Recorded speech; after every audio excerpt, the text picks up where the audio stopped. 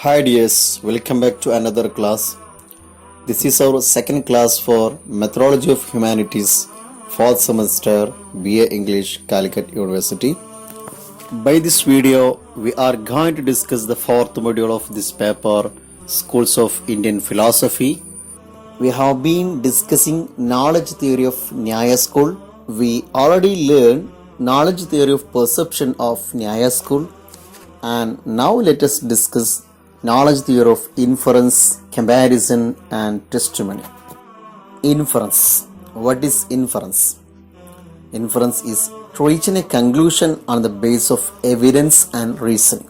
അനുമാനങ്ങൾ, ഊഹങ്ങൾ, നമുക്ക് കിട്ടിയ ചില അറിവിൻ്റെ, എവിഡൻസിൻ്റെ, അതല്ലെങ്കിൽ നമ്മൾ നടത്തുന്ന റീസണിങ്ങിൻ്റെ ബേസിൽ നമ്മൾ ചില കൺക്ലൂഷനിലെത്തുന്നു.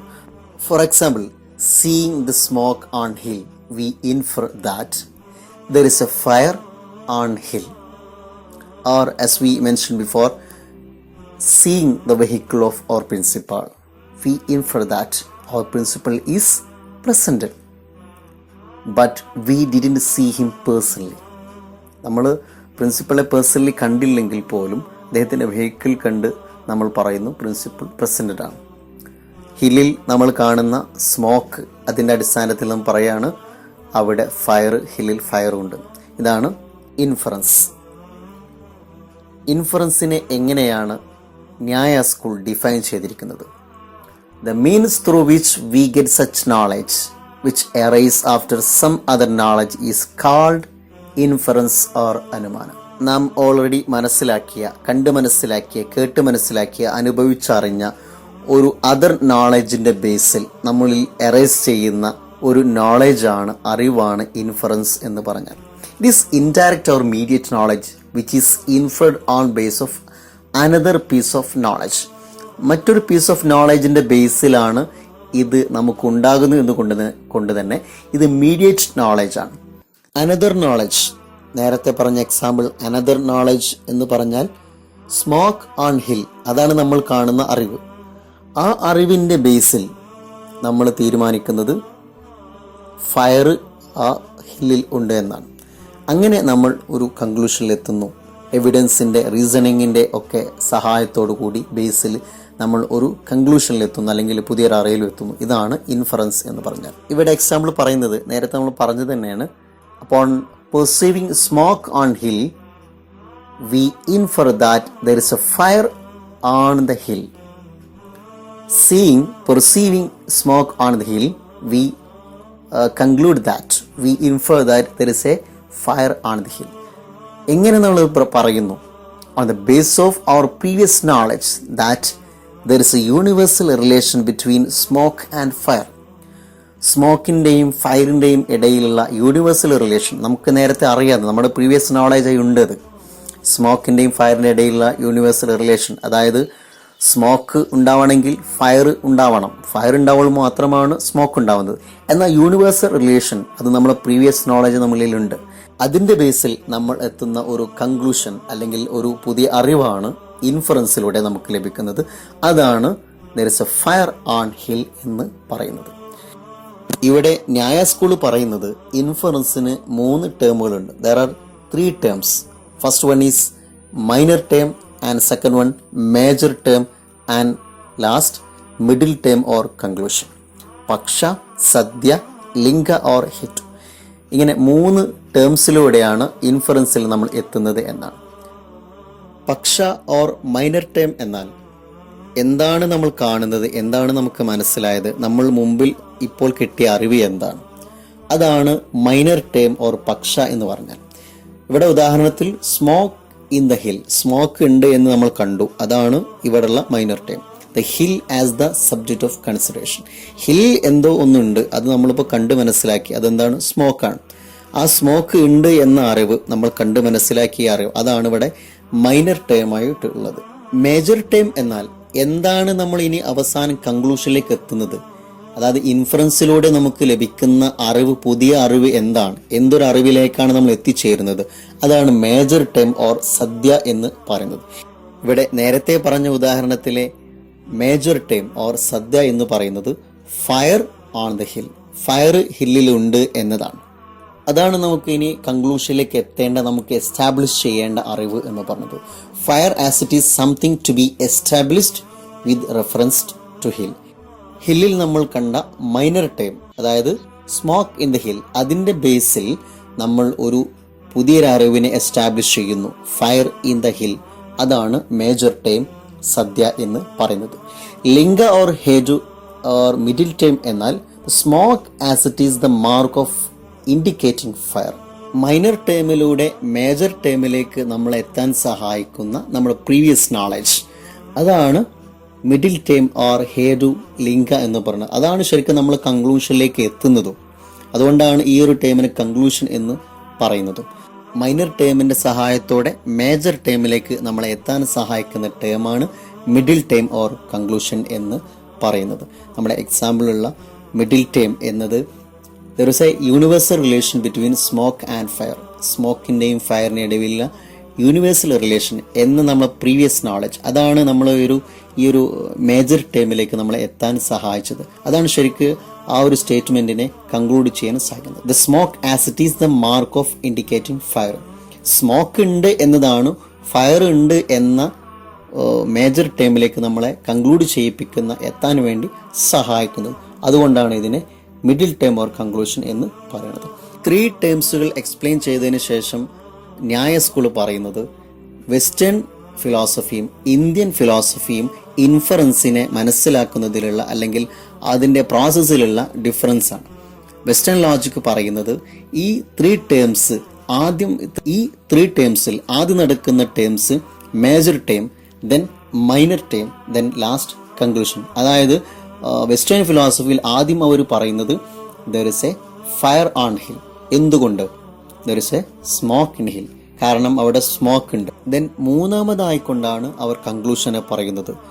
എന്തുകൊണ്ട് സ്മോക്ക് കണ്ടതിനാൽ ഫയറുണ്ട് എന്നവർ പറയുന്നു? കാരണം ഫയറിൻ്റെയും സ്മോക്കിൻ്റെയും ഇടയിൽ ഒരു യൂണിവേഴ്സൽ റിലേഷൻ ഉണ്ട്. അതൊരു പ്രീവിയസ് നോളജായി എല്ലാവർക്കിടയിലും സുപരിചിതമാണ് അതിൻ്റെ അടിസ്ഥാനത്തിൽ. എന്നാൽ ഇന്ത്യൻ ലോജിക്കിലേക്ക് വന്നാൽ, ഇന്ത്യൻ ഫിലോസഫിയിൽ വന്നാൽ, where conclusion is stated first. ആദ്യം കൺക്ലൂഷൻ പറയുന്നു. അപ്പോൾ സ്മോക്കിൻ്റെയും ഫയറിൻ്റെ ഇടയിൽ ഒരു യൂണിവേഴ്സൽ റിലേഷൻ ഉണ്ട് എന്നെല്ലാവർക്കും അറിയാമല്ലോ. യെസ്. ദെൻ നെക്സ്റ്റ് അവർ മൈനർ ടേം പറയുന്നു. അങ്ങനെയെങ്കിൽ ഹില്ലിൽ സ്മോക്കുണ്ട്, അതും വ്യക്തമാണല്ലോ. ദെൻ മൂന്നാമത് മേജർ ടേമിലേക്ക് അവർ എത്തുന്നു. അപ്പോൾ ഫസ്റ്റ് അതിൻ്റെ കൺക്ലൂഷൻ പറഞ്ഞു, ഫയറും സ്മോക്കും തമ്മിൽ യൂണിവേഴ്സൽ റിലേഷൻ ഉണ്ട് എന്ന പ്രീവിയസ് നോളജ് എല്ലാവരും അംഗീകരിക്കുന്നു. ദെൻ രണ്ടാമത് സ്മോക്ക് ഉണ്ട് എന്ന് അവർ ബോധ്യപ്പെടുത്തുന്നു. ദെൻ മൂന്നാമത് അവർ മേജർ ടേമിലേക്ക് എത്തുന്നു. ഇങ്ങനെയാണ് ന്യായ സ്കൂൾ ഇൻഫറൻസിനെ എക്സ്പ്ലെയിൻ ചെയ്യുന്നത്. ഇനി നാം പറയുന്നത് there are 3 different classifications of inference in ന്യായ സ്കൂൾ. ന്യായ സ്കൂൾ ഇൻഫറൻസിനെ 3 ഡിഫറെൻറ്റ് വേയിൽ ക്ലാസിഫൈ ചെയ്യുന്നുണ്ട്. 3 രീതിയിൽ, 3 മാനദണ്ഡങ്ങളെ അടിസ്ഥാനപ്പെടുത്തി ഏകദേശം 8ഓളം തരത്തിൽ ക്ലാസിഫൈ ചെയ്യുന്നുണ്ട്. ഒന്നാമത്തെ ക്ലാസിഫിക്കേഷൻസ് ആർക്ക് വേണ്ടി പറയുന്നു എന്നടിസ്ഥാനപ്പെടുത്തി, അതായത് അതിൽ ഒന്ന് inference for oneself, second one inference for others. നമുക്ക് വേണ്ടി തന്നെ നമ്മൾ ഇത്തരം അനുമാനങ്ങളിൽ എത്തിച്ചേരാം. അതിന് കൂടുതൽ പ്രോസസ്സ് നമുക്ക് ആവശ്യമില്ല, നമുക്ക് തന്നെ നമ്മുടെ മനസ്സിനെ കൺവിൻസ് ചെയ്യിപ്പിക്കുകയാണ്.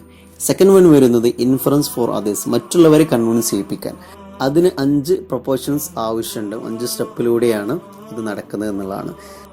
സെക്കൻഡ് ക്ലാസിഫിക്കേഷൻ എഫക്റ്റിൻ്റെയും കോസിൻ്റെയും ബേസ് ചെയ്തുകൊണ്ട്, എത്രത്തോളം എഫക്റ്റുകളുണ്ട് അതിൻ്റെ ബേസ് ചെയ്ത് നമ്മൾ എങ്ങനെയൊക്കെ പ്രെഡിക്റ്റ് ചെയ്യുന്നു, അതിൻ്റെ കോസ് എന്താണ്, അപ്പോൾ അതിൻ്റെ സ്ട്രോങ് അനുസരിച്ച് കൊണ്ടൊക്കെയാണ് സെക്കൻഡ് ക്ലാസിഫിക്കേഷൻ വരുന്നത്. അതിൽ 3 ടൈപ്സ് വരുന്നത് പർവാവത്, സെസാവത്, സാമാന്യ ടോസ്ത്ര. ഇങ്ങനെ 3 രൂപത്തിലാണ് രണ്ടാമത് ക്ലാസിഫൈ ചെയ്യുന്നത്. Third classification on the base of nature and means of establishing വ്യാപ്തി. നേരത്തെ നമ്മൾ പറഞ്ഞ മേജർ ടേം, മൈനർ ടേം, അതിൻ്റെ പോസിറ്റീവ് നെഗറ്റീവ് സ്റ്റേറ്റ്മെൻറ്റിന് അനുസരിച്ച് കൊണ്ട് മാറുന്നതാണ്. അതിൽ കേവലന്യായി, കേവല വ്യാധിരേഖി, അന്നയാവ്യാധിരേഖി, ഇങ്ങനെ 3 തരത്തിലാണ് ക്ലാസിഫൈ ചെയ്യുന്നത്. അപ്പോൾ ടോട്ടൽ 8 തരത്തിൽ നമുക്ക് ഇൻഫറൻസിനെ കാണാം. അത് 3 തരത്തിൽ ക്ലാസിഫൈ ചെയ്യുന്നു. ഇത് അത്ര ഇമ്പോർട്ടൻസ് അല്ല, അതുകൊണ്ടാണ് നോട്ടിലൊന്നും കൊടുക്കാതിരുന്നത്. എങ്കിലും നമ്മളൊന്ന് ടെക്സ്റ്റിൽ പറഞ്ഞൊരു ഭാഗമായതുകൊണ്ട് മനസ്സിലാക്കി വെക്കുക എന്ന് മാത്രം. അപ്പോൾ ഇത്രയാണ് ഇൻഫറൻസിൻ്റെ ഭാഗത്ത് വരുന്നത്. ഇതിൽ പറഞ്ഞിരിക്കുന്നത് ഇൻഫറൻസിനെ എങ്ങനെ ഡിഫൈൻ ചെയ്യുന്നു, ഇൻഫറൻസിൽ ഉള്ള 3 ടേംസുകൾ ഏതൊക്കെയാണ്, വെസ്റ്റേൺ ഫിലോസഫിയും ഇന്ത്യൻ ഫിലോസഫിയും അല്ലെങ്കിൽ വെസ്റ്റേൺ ലോജിക്കും ഇന്ത്യൻ ലോജിക്കും തമ്മിലുള്ള വ്യത്യാസങ്ങൾ എന്തൊക്കെയാണ്, ഈ ഒരു കാര്യമാണ് ഇതിൽ പറഞ്ഞിരിക്കുന്നത്. നെക്സ്റ്റ് നമ്മൾ പറയുന്നത് ന്യായ സ്കൂളിൻ്റെ കമ്പാരിസൻ്റെ നോളജ് തിയറിയാണ്. കമ്പാരിസനെ എങ്ങനെയാണ് അവർ എക്സ്പ്ലെയിൻ ചെയ്തത്, എന്തെല്ലാം മാനദണ്ഡങ്ങൾ കൊടുത്തു എന്നൊക്കെയാണ്. കമ്പാരിസൺ എന്ന് പറഞ്ഞാൽ നമുക്കറിയാം evolution of similarities and differences. വ്യത്യാസങ്ങളും സമാന ഗുണങ്ങളും ഒക്കെ നമ്മൾ ഇവാലുവേറ്റ് ചെയ്ത് ഒരു വസ്തുവിനെ മനസ്സിലാക്കലാണ്. അതായത് ഇവിടെ കാറ്റിനെ കണ്ട് പരിചയിച്ച ഒരാൾ, അയാൾക്ക് ടൈഗർ എന്താണ് എന്ന് അറിയില്ല, ടൈഗറിനെ കണ്ടിട്ടില്ല. അപ്പോൾ ടൈഗർ എന്താണ് എന്ന്, ആ ടൈഗർ എന്ന വാക്കുകൊണ്ട് ഉദ്ദേശിക്കുന്നത് എന്താണെന്ന് അയാൾക്ക് അറിയാത്ത ഒരാളോട് പറയാണ്, നിങ്ങൾ കാറ്റിനെ കണ്ടിട്ടുണ്ടല്ലോ, കാറ്റിന് ഇന്ന ക്വാളിറ്റികളുണ്ടല്ലോ, ഇന്നയാണുള്ള ഷേപ്പ്, പക്ഷേ ഇന്ന വ്യത്യാസങ്ങൾ ഉണ്ടായി കഴിഞ്ഞാൽ അത് ടൈഗറായി. അങ്ങനെ പിന്നീട് അദ്ദേഹം ടൈഗറിനെ കാണുന്ന സമയത്ത് അയാൾ മനസ്സിലാക്കുകയാണ് ഇതാണ് ടൈഗർ എന്ന്. അപ്പോൾ കാറ്റിനെ കണ്ടു പരിചയിച്ച, കാറ്റിൽ നിന്ന് അദ്ദേഹം പഠിച്ചെടുത്ത അതേ ഗുണങ്ങൾ ഇവിടെയും അതിലെ സിമിലാരിറ്റീസുകളും ഡിഫറൻസുകളൊക്കെ മനസ്സിലാക്കിയിട്ട് അദ്ദേഹം ആ അറിവിനെ കമ്പയർ ചെയ്തുകൊണ്ട് ടൈഗറിനെ മനസ്സിലാക്കുന്നു. ഇതാണ് കമ്പാരിസൺ എന്ന് പറയുന്നത്. ന്യായ സ്കൂൾ കമ്പാരിസനെ എക്സ്പ്ലെയിൻ ചെയ്യുന്നത് the means by which we derive the knowledge of relation between a word and its denotation. ഒരു വേർഡും അതിൻ്റെ ഡിനോട്ടേഷനും അതിൻ്റെ ഇൻഡിക്കേഷനും അതിൻ്റെ അർത്ഥവും അവ തമ്മിലുള്ള റിലേഷൻ കമ്പയർ ചെയ്തുകൊണ്ട് മനസ്സിലാക്കുന്നതാണ്. അങ്ങനെ നമുക്ക് ലഭിക്കുന്ന അറിവാണ് കമ്പാരിസൺ എന്ന് പറയും. ഇതാണ് കമ്പാരിസൺ ഓർ ഉപമിക്കുക എന്നർത്ഥം. ഇവിടെ പറയുന്ന example, suppose a person don't know what a ഗവായ or a wild cow. Wild cow എന്താണ്, അല്ലെങ്കിൽ ഗവായ എന്ന് പറഞ്ഞാൽ സ്പീഷീസ് ഓഫ് ഓക്സ് അല്ലെങ്കിൽ ബഫാലോ, യാക്ക് എന്നൊക്കെ പറയാം, അല്ലെങ്കിൽ ഇവിടെ പറഞ്ഞപ്പെട്ട പോലെ വൈൽഡ് കൗ. അപ്പോൾ എന്താണ് ഈ ഒരു വൈൽഡ് കൗ അല്ലെങ്കിൽ ഗവായ എന്താണെന്ന് അറിയാത്ത ഒരാൾ, അയാളോട് he is told by an authoritative person that it is an animal that look like a cow. കൗവിന് സദൃശ്യമായ ഒരുപാട് കൗവിൻ്റെ അതേ ക്വാളിറ്റികളുള്ള ഒരു തരം ആനിമലാണ് എന്ന് അയാളോട് എക്സ്പ്ലെയിൻ ചെയ്ത് കൊടുക്കുന്നു. Then he happens to go to a forest and come upon an animal that resembles a cow and thereby fits the description of Gavaya given to him. അങ്ങനെ അദ്ദേഹം ഒരു ഫോറസ്റ്റിൽ എത്തുകയും നേരത്തെ പറയപ്പെട്ട കൗവിനോട് റിസിമ്പിൾ ആകുന്ന സമാന ഗുണങ്ങളുള്ള ഒരു വലിയൊരു ആനിമലിനെ കാണുകയും, അതുപോലെ അദ്ദേഹത്തിന് ഗവായ എന്താണ് എന്ന ചോദ്യത്തിന് നേരത്തെ അദ്ദേഹത്തോട് പറയപ്പെട്ട, അദ്ദേഹത്തിന് നൽകപ്പെട്ട ആ ഡിസ്ക്രിപ്ഷനോട് ഫിറ്റ് ആവുകയും ചെയ്തു. അങ്ങനെ അദ്ദേഹം തിരിച്ചറിയുന്നു, if he recognise it is a ഗവായ, ഇതൊരു ഗവായയാണ് എന്ന് അദ്ദേഹം അങ്ങനെ മനസ്സിലാക്കുകയും ചെയ്താൽ, then the knowledge he acquired is due to comparison or ഉപമാനം. ഇവിടെ അദ്ദേഹത്തിന് ഗവായ എന്താണ് എന്ന അറിവ് ലഭിച്ചിരിക്കുന്നത് കമ്പാരിസൺ വഴിയാണ്. അതായത് അദ്ദേഹത്തിന് നേരത്തെ കൗ എന്താണെന്ന് മനസ്സിലായിട്ടുണ്ട്, അതിൻ്റെ അതേ സമാന ഗുണങ്ങളുള്ള മറ്റൊരു ആനിമലാണ് ഗവായ എന്ന് അദ്ദേഹം കമ്പയർ ചെയ്തുകൊണ്ട് ഡിഫറൻസ് മനസ്സിലാക്കിക്കൊണ്ട് അദ്ദേഹം മനസ്സിലാക്കുന്നു. ഇങ്ങനെ കമ്പയർ ചെയ്തുകൊണ്ട് ലഭിക്കുന്ന അറിവാണ് കമ്പാരിസൺ എന്ന് പറയുന്നത്. നെക്സ്റ്റ് നമുക്ക് പറയാനുള്ളത് ന്യായ സ്കൂളിൻ്റെ ടെസ്റ്റ്മണിയാണ്. ടെസ്റ്റ്മണിയെ എങ്ങനെയാണ് എക്സ്പ്ലെയിൻ ചെയ്തത്, ക്ലാസിഫൈ ചെയ്തത് എന്നതാണ്.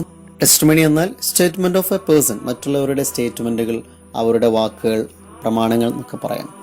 അപ്പോൾ അതും ഒരു സോഴ്സ് ഓഫ് വാലിഡ് നോളജ് ആയിട്ടാണ് ന്യായ സ്കൂൾ പരിഗണിക്കുന്നത്. When we gain a knowledge by means of relying on the words of the trustworthy person and understand their meaning, we are said to have got knowledge by sabda or verbal testimony. ഒരു trustworthy പേഴ്സന്റെ വാക്കിൽ relay ചെയ്തുകൊണ്ട് അയാൾ പറഞ്ഞ കാര്യങ്ങൾ കൃത്യമായി അതിൻ്റെ meaning മനസ്സിലാക്കി അതിലൂടെ നമുക്ക് ലഭിക്കുന്ന ഒരു അറിവിനെയാണ് ടെസ്റ്റ്മണി എന്ന് പറയുന്നത്.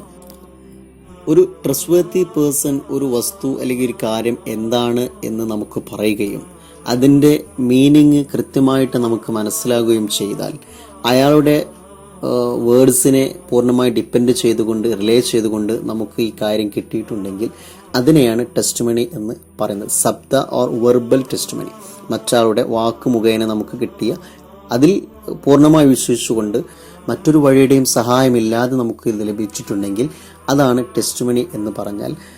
ന്യായ സ്കൂളിൽ മുന്നോട്ട് വെക്കുന്ന ഒരു കണ്ടീഷൻ എന്ന് പറയുന്നത് it should come from a reliable source.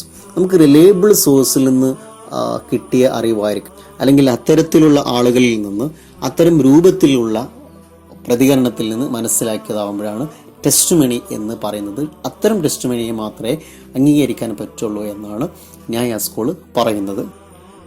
അതുപോലെ ന്യായ സ്കൂൾ മുന്നോട്ട് വെക്കുന്ന മറ്റൊരു condition it requires understanding of a statement of a trustworthy person. നമ്മോട് പറയുന്ന, നമുക്ക് വെർബലായിട്ട് ഒരു വിവരം തന്ന ആ പേഴ്സൻ്റെ, ട്രസ്റ്റ്വർത്തി പേഴ്സൻ്റെ സ്റ്റേറ്റ്മെന്റ് കൃത്യമായിട്ട് നമുക്ക് ഐഡന്റിഫൈ ചെയ്യാൻ പറ്റണം, നമുക്ക് മനസ്സിലാക്കാൻ പറ്റണം, നമുക്ക് ക്യാച്ച് ചെയ്യാൻ പറ്റണം. ഇപ്പോൾ നമുക്കറിയാത്തൊരു ഭാഷയിൽ, തെലുങ്കിലോ കന്നഡയിലോ മറ്റേതെങ്കിലും നമുക്കറിയാത്തൊരു ഭാഷയിൽ ഇന്ന വസ്തു ഇന്നതാണ് നമുക്ക് പറഞ്ഞു കഴിഞ്ഞാൽ എന്താണ് അദ്ദേഹം പറഞ്ഞത് നമുക്ക് വ്യക്തമല്ല.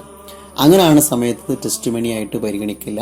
അത്തരം വഴിയിലൂടെ നമുക്ക് ലഭിച്ച അറിവിനെ വാലിഡായിട്ട് എണിക്കില്ല എന്നാണ് ന്യായ സ്കൂളിൽ പറയുന്നത്. അപ്പോൾ നേരത്തെ പറഞ്ഞു it should be come from a reliable source and it should understand statement of trustworthy person. ഈ രണ്ട് കണ്ടീഷൻസ് ന്യായ സ്കൂൾ മുന്നോട്ട് വെക്കുന്നു. നെക്സ്റ്റ് ക്ലാസിഫിക്കേഷൻസ് ഓഫ് ടെസ്റ്റിമണിയാണ്. ടെസ്റ്റിമണിയെ രണ്ട് ഡിഫറെന്റ് വേയിൽ ക്ലാസിഫൈ ചെയ്യുന്നു. ദ ഫസ്റ്റ് ക്ലാസിഫിക്കേഷൻസ് ആർ വൈദിക ആൻഡ് ലൗകിക. വൈദിക എന്നാൽ it is scriptural testimony containing the words of God. ദൈവത്തിന്റെ വചനങ്ങൾ ഉൾക്കൊള്ളുന്ന സ്ക്രിപ്ച്വൽ ടെസ്റ്റിമണി, വേദഗ്രന്ഥം ആണത്. അതായത് ദൈവിക ഗ്രന്ഥങ്ങൾ സ്വാഭാവികമായിട്ട് ദൈവത്തിന്റെ വചനങ്ങളായിരിക്കും ഉണ്ടാവുക. It is therefore essentially perfect and infallible. It is always valid.